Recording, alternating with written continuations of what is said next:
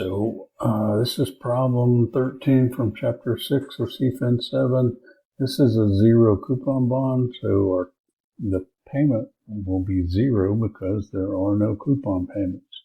So this problem doesn't specify semi-annual, but I went ahead and did it semi-annually. So Philkins Farm Equipment's 5-year zero coupon bond is currently selling for $621. The bond's maturity value is $1,000. What is the bond's yield to maturity? So it's 5 years semi-annual, so 5 times 2 is 10. We're going to calculate IY. So our PV is the $621, so that would be negative $621. Then zero payment and $1,000 future value. So equals rate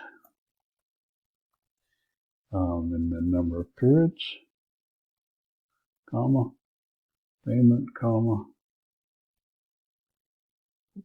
PV, comma, and then future value.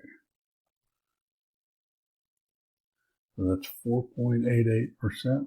So that gives us a semi-annual rate. So we have to take that and multiply it by 2 to annualize it and calculate the yield to maturity of 9.76%.